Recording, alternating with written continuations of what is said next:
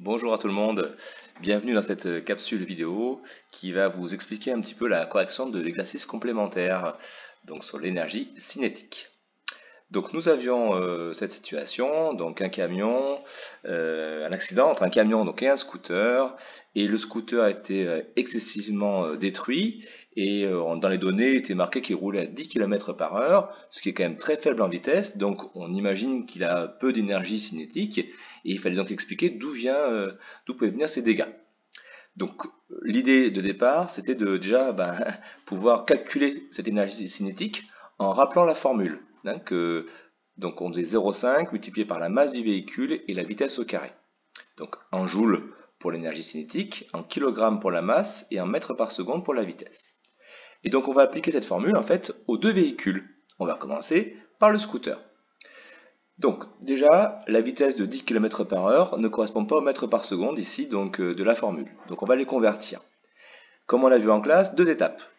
On convertit d'abord les kilomètres en mètres. Ça fera donc des kilomètres par heure qui vont devenir des mètres par heure. 10 km, c'est 10 000 mètres. On multiplie par 1000 en fait. Donc maintenant qu'on a des mètres par heure, on va passer en mètres par seconde. Puisque dans une heure, il y a 3600 secondes, 60 fois 60, et on va diviser par 3600 pour transformer les heures en secondes. Et 10 000 divisé par 3600, ça nous donne 2,8 mètres par seconde. J'ai arrondi. On va pouvoir donc maintenant utiliser la formule de l'énergie cinétique. 0,5, ça reste un chiffre, 0,5, ça ne change pas. La masse M du véhicule, ici 1200 kg, donc on la rajoute dedans. On est bien en kilogrammes, donc tout fonctionne. Et on prend la vitesse donc de 2,8 mètres par seconde, qu'on met au carré, on n'oublie pas le carré, parce que dans la formule, il y a un carré qui est ici. Et on trouve 4704 joules.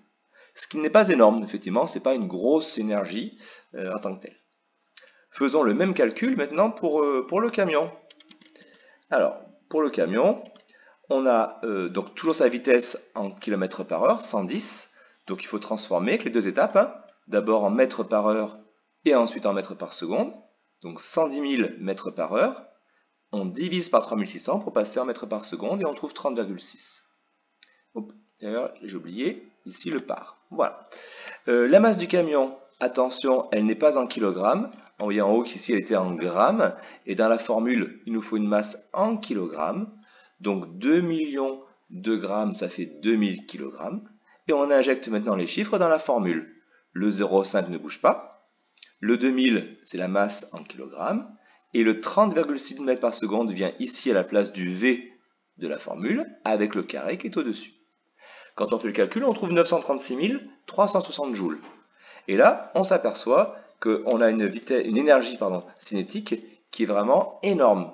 Donc même si le scooter en a peu, le camion en ayant beaucoup, il va transférer son énergie cinétique au scooter, et c'est pour ça qu'il y a énormément de dégâts.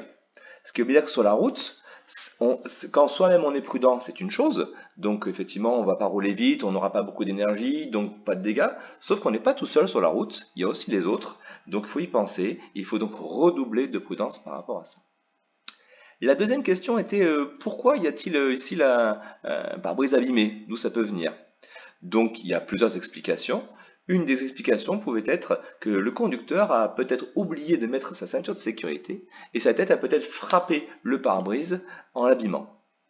On peut aussi penser peut-être que c'est la tête du jeune homme en scooter qui avait frappé le pare-brise, et dans ce cas-là, on espère surtout qu'il avait un casque. Le casque pour rouler. Ceinture de sécurité pour celui qui est en voiture et le casque pour le scooter. Voilà, j'espère que cette vidéo vous a un petit peu éclairci sur la formule de calcul de l'énergie cinétique. Je vous souhaite bon courage, à très bientôt, au revoir.